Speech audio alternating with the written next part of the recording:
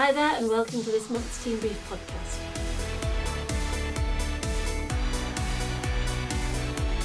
Today I'm in the new Health and Wellbeing Centre at Preston because this month we're focusing on the health and wellbeing of our staff.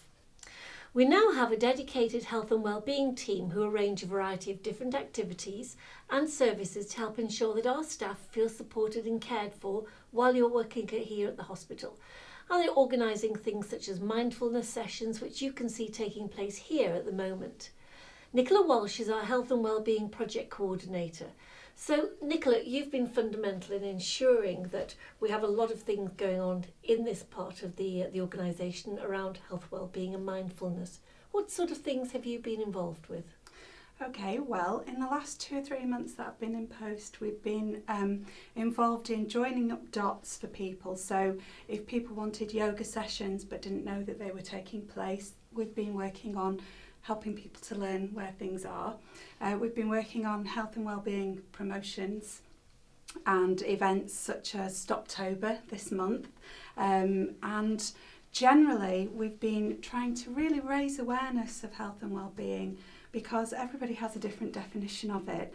But if we can put in place things to help people physically, mentally, emotionally and psychologically, then I think that's a great thing to be doing. And I'm really, really pleased that the staff have got these supports and services in place. Excellent.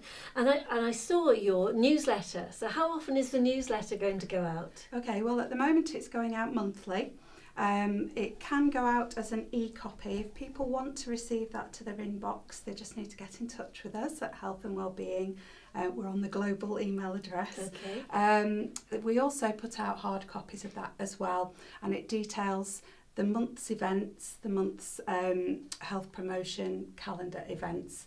It details what classes there are for people, things like MetaFit and Pilates and yoga. And it details when we have dates for things like running sessions, which run for sort of 6 to 8 weeks at a time through the year. So it really is a go-to place to find that information. And so far, I mean, you've only been up and running for a really short period of time. How many people have been and taken advantage of the facilities that we've now got in place?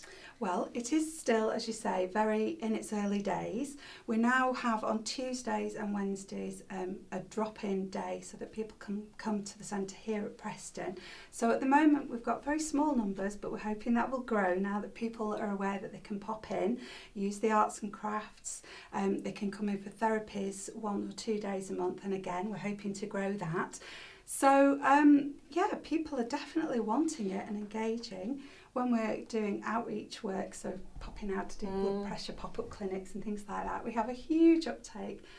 People are very enthusiastic. Excellent, fantastic. So, there's a huge number of things on offer here, and you can get involved with, or you can use the support services as a whole range of things for you to access. There's no excuses now. You've met the person in charge. Please check the health and wellbeing page of the intranet for more details. So, as Nicola just mentioned, this month the Health and Wellbeing team is supporting Stoptober, the national campaign to help people quit smoking. The Quit Squad can help you too, so you can find information about how to contact them here in the Health and Wellbeing Centre or on the Health and Wellbeing intranet site or by calling the number below. And while we're talking about protecting the health of our staff, I wanted to remind you that our Flu Fighter campaign is now well underway, and I encourage every single member of staff to have the vaccination to protect yourselves, your family and our patients. Having the flu vaccine is really important for healthcare workers because we're much more likely than the general population to be exposed to the virus, particularly during winter months when some of our patients will be infected. Many of you have already been vaccinated, and this will help us to prevent the spread of infection. We know that some of you still have concerns about the vaccine, so please visit the Flu Fighter intranet page to find out more and to read about the common myths.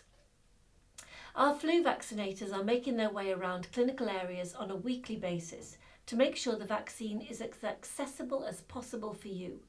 Weekly schedules are posted on our Flu Fighter intranet site and sent out around departments.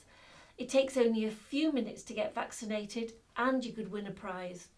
We're committed to achieving our 75% target, so if you've already had the jab through your GP or local pharmacy, please tell us by sending an email to the address below so that we can include this in our figures. Now, the staff survey is currently open and so far more than 10% of staff have responded, which is a great start. The feedback we received in the last survey has helped us to make some changes and improve the working lives of our staff. Some of the comments we received last year were about providing more support in terms of the health and wellbeing of our staff, which is why we've opened this new Health and Wellbeing Centre. And as you can see, it's now filled with activities and resources to help you.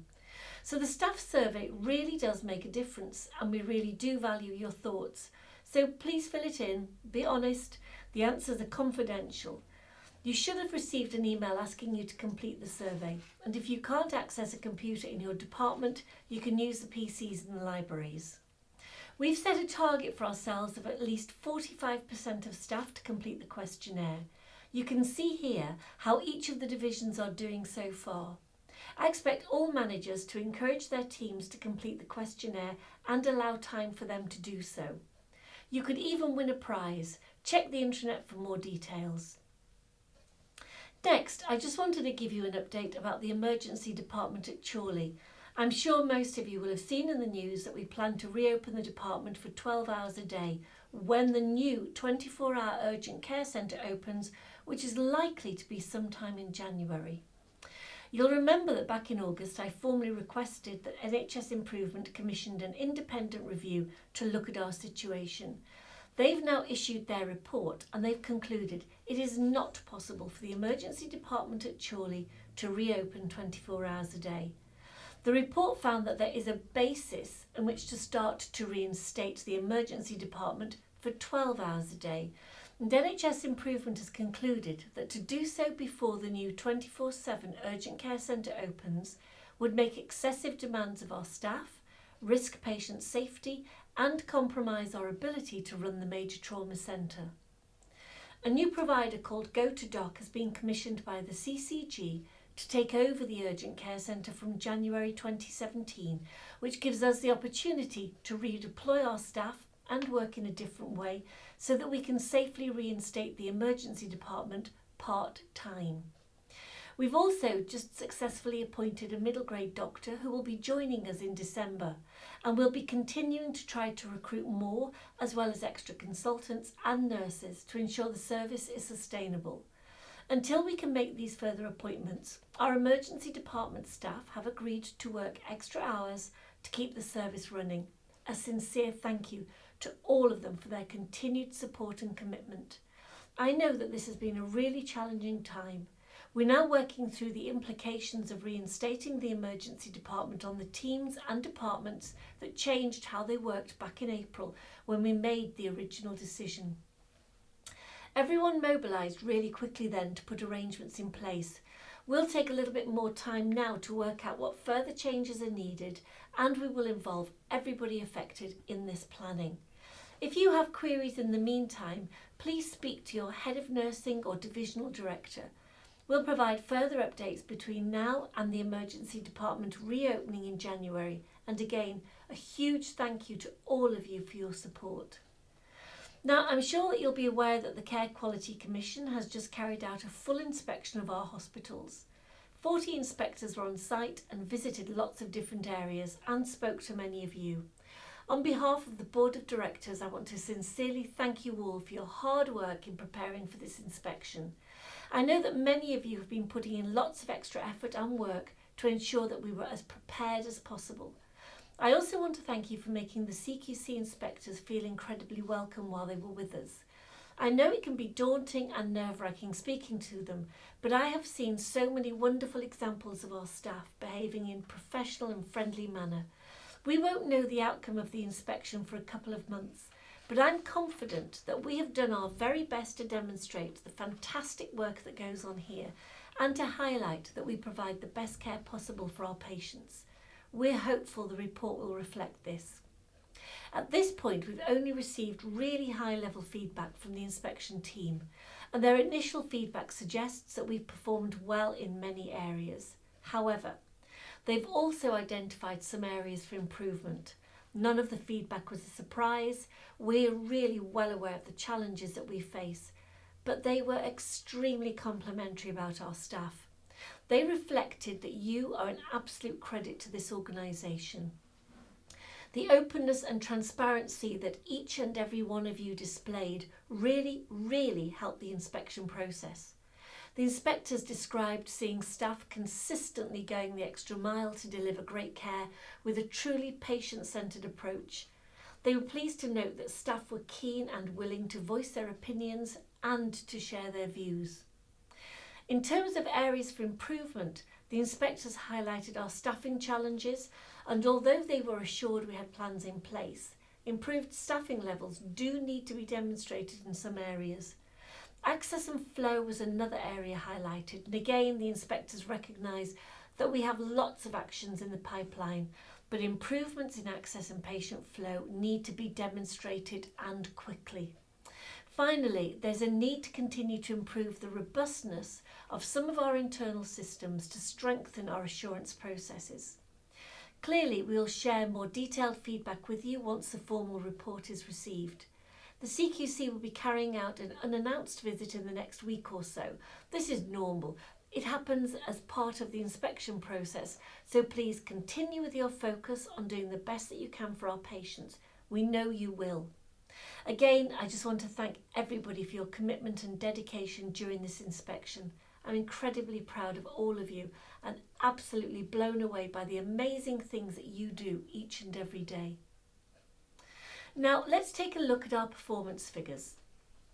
In September, we achieved above target for harm-free care, which is fantastic, and an area where we've been doing really well recently, so thank you very much. We have also achieved great results in terms of patient experience, which again is just a fabulous achievement, particularly for our emergency department patients, considering the department has been so busy recently. Full details about our performance figures can be found on the Word version of Team Brief.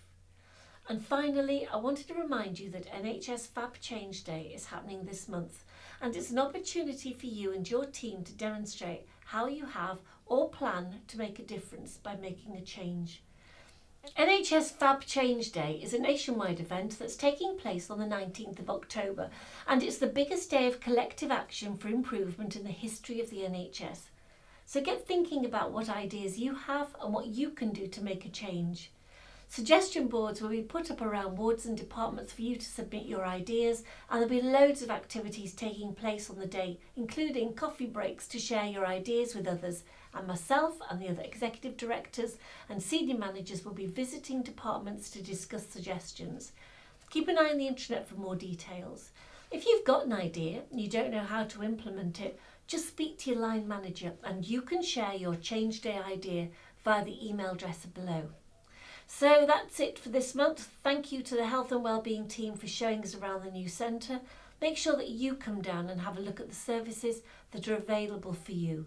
And I'll be back next month with another update.